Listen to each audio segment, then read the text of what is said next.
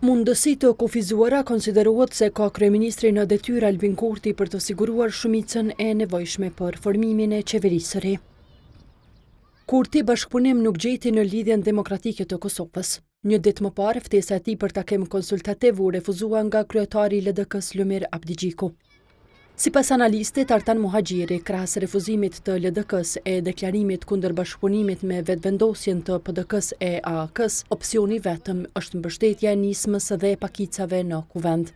Ai vlerëson se për vetëvendosjen do të jetë i vështirë edhe realizimi i synimit që më 15 prill, përveç votimit të kryetarit të kuvendit, të votohet edhe qeveria.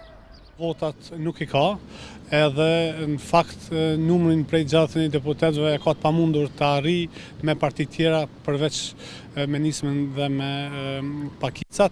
Te qeveria do të kemi shumë probleme. Nuk shoh ndonjë mundësi as nga opozita që të ketë një qeveri të krijuar prej tyre, sepse fjalët e fundit janë thënë të parat edhe janë qitë kurthëzime të cilat nuk mund të tejkalohen.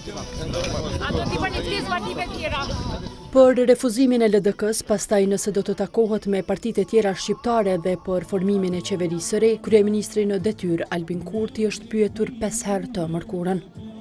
Për këto çështje i refuzoi të përgjigjet gjatë vizitave në Koshare, në Lagjën e Re, Rakoc, në Kaçanik e edhe pas kthimit të tij në Prishtinë. Kryeministër, cëllën parti kemi ftu për takim konsultativ? Nga zgjedhjet e 9 shkurtit, lëvizja vetëvendosje drejtuar nga Albin Kurti ka siguruar 48 ulse në kuvendin e Kosovës. Të përkthyera në vota, ato janë të pamjaftueshme për votimin e qeverisë së re, njashtu sikurse edhe për zgjedhjen e kryeparlamentarit.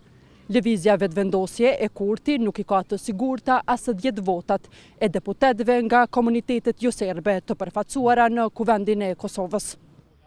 E qeveria e re, sido që formohet, sipas analistit Artan Muhaxhiri, do të jetë e breshtë dhe jo stabile.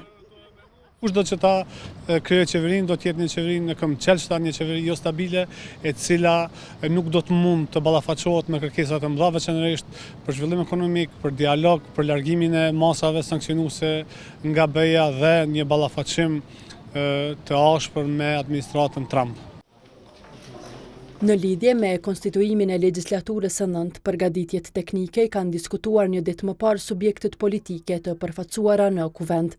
Deri në seancë ka mbetur edhe 6 ditë, derisa lëvizja vetëvendosje si partia me më së shumti deputet ende nuk ka bërë të ditur propozimin për kryetar të kuvendit.